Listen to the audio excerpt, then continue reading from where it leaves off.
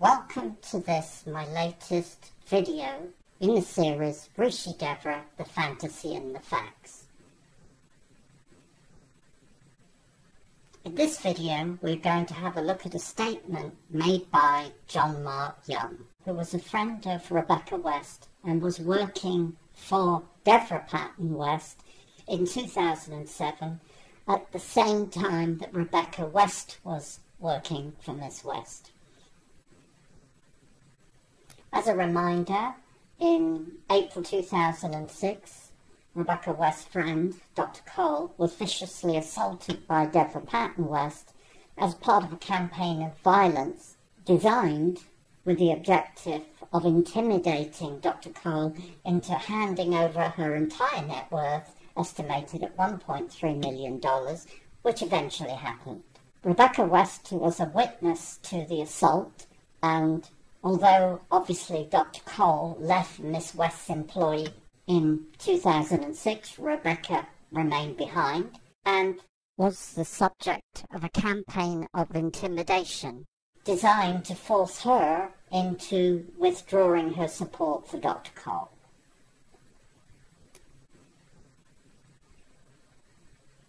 Here is the first part of John Mark Young's statement made on behalf of his friend Rebecca West and dated 28th of February 2007.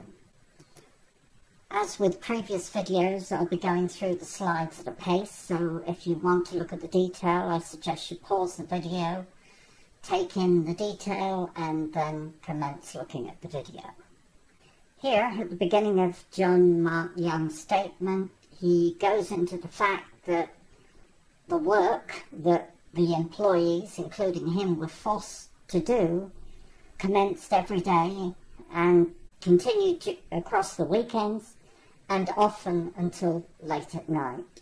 And he also states that in the end he was not paid, so he began seeking employment elsewhere.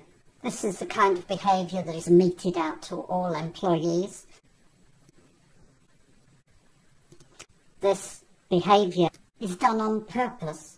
It is part of Miss West's business plan, which has been tried and tested over 3 decades, and it is used to basically suck employees and students in, force them to join her cult, and once they've submitted to her will, separate them from their money, and those that don't have money are turned into droids, envelope stuffers, to support the publication of her self-published books, which she modestly refers to as the Universal Archives.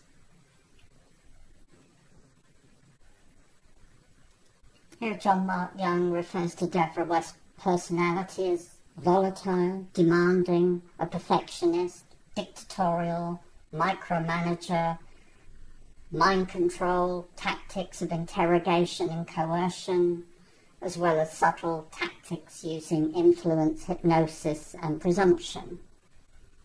He goes on to say that the overwhelming, constantly changing workload was difficult to handle, to say the least. Well, that is the purpose of the workload. It is designed to be overwhelming, and the projects are not done with a sense that they're going to be used at the end of it.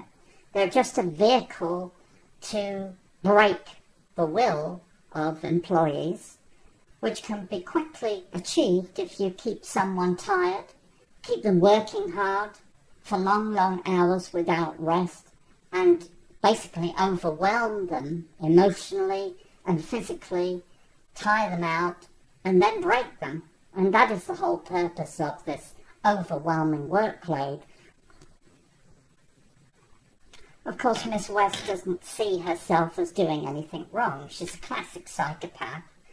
And when details of her cruelty and viciousness towards other human beings goes public, Miss West takes the view that she's not at fault. It's the truthers who are the problem, not her.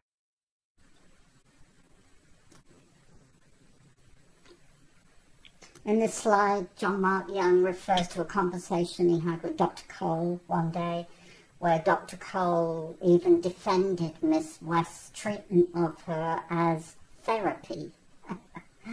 Well, there you have somebody who's been brainwashed and brainwashed into believing that the tyrant that is abusing her is somehow doing her good. John Mark Young goes on to say that he believes, he worries, he fears that his friend Rebecca might be the next target in line to receive Devra West's invasive therapy. Well, Miss West's invasive therapy applied to Rebecca West was designed to break her spirit and force her to withdraw her support for Dr. Cole, who had made a complaint to the police that Devra West had viciously assaulted her on more than one occasion. Miss West hoped that one of the witnesses, being Rebecca West, could be forced into withdrawing her statement, thereby collapsing the case against her.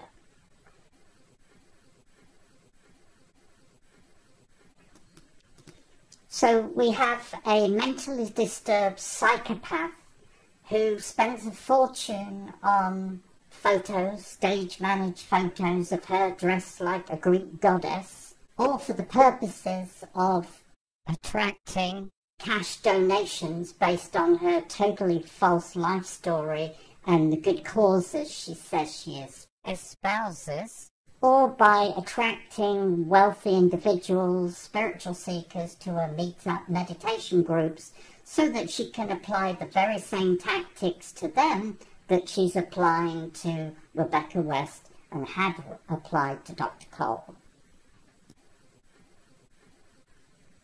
Here John Mark Young refers to how he felt when he saw the bloody photos of Rebecca West's predecessor, Dr. Pat Cole, who had acquired a 3-year restraining order against Devra West. Not that it will do her any good, because being an occult master, Devra West can just target her with psychic attacks, injure her, make her ill, perhaps even murder her. Certainly wake her up at 3 a.m. every morning and make her life a thorough misery. As John Mark Young points out in the yellow highlighted area, Devra West seems to be using fraud and extortion to extract money from potential supporters by whatever means necessary, using coercion, domination to terrorize them into submission. Yes, this is Miss West's business plan, tried and tested for 30 years, and because all of this goes on inside a cult, which is a quasi-religious organization, it is somewhat protected by religious freedom laws, which means that violence, it morphs into therapy, and extortion and fraud morphs into donations. At the top of this slide, we see her asserting that she is single-handedly holding open the gates of time. In the lower illustration, apart from stating that her role is to single-handedly hold open the gates of time, she states that everybody else's role and privilege is to seed her financial transition. As mentioned earlier, what is the point of a court order or restraining order if Miss West is an occult master who can target individuals at a distance under the radar? And this point is made very clearly by Rebecca West in an email sent to the whistleblower on the 7th of March, where in the yellow area she talks about being woken up at 3 a.m. every morning with a feeling of dread, and in the green area asks for support to deal with her shamanic witchcraft. This is the seat of Miss West's power, and this is why many people are afraid of her and just do as they're told. So here we have a picture they say is worth 1,000 words. So here we have the occult predator at the top. We have Dr. Cole, photo of her after the second assault. And at the bottom we have her best friend, Rebecca West, who is being abused at work by Devra Patton West, the occult predator, in an attempt to persuade her to withdraw the witness statement on behalf of Dr. Cole. Finally, we have the last couple of paragraphs from John Mark Young. John hits the nail on the head in the first sentence by saying that in his opinion and personal experience, Devra Patton West is operating a dangerous criminal cult. And in this slide we see again what Miss West's business model is all about. It is about suckering people into joining her cult and then over time converting them into cash.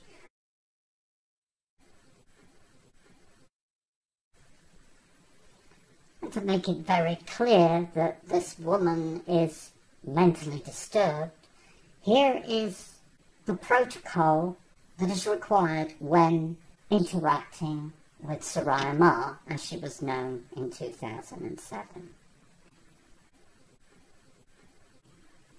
You have to remember that Miss West, after attending the Robert Jaffe School for Energy Mastery in 1990-1991, after completing the course, declared herself to be an ascended master and an equal to Jesus.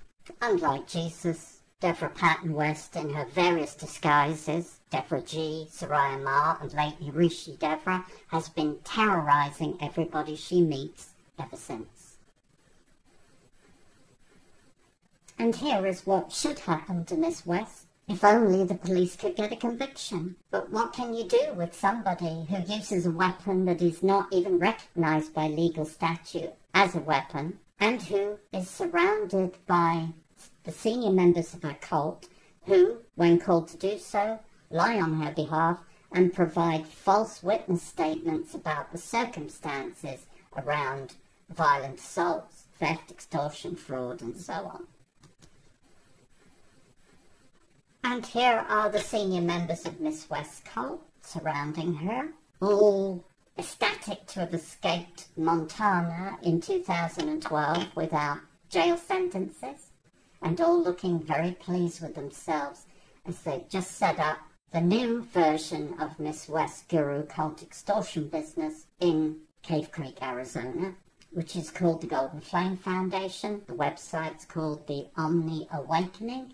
And Miss West, of course, got herself a new name as soon as she crossed the border into Arizona. She is reincarnated as the Ascended Master, Rishi Devra.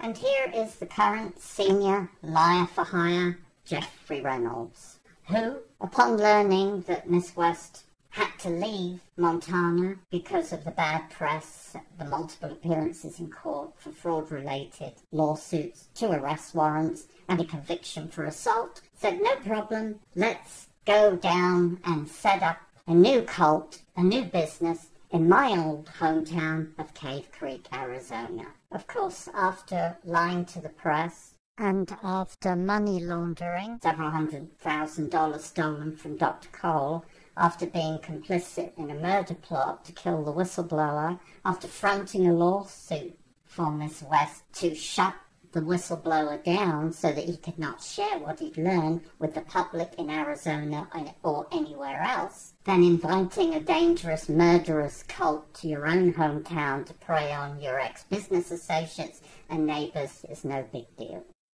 I hope you've enjoyed my YouTube video. Please help me make it go viral. Somebody's life could depend on it. Thank you.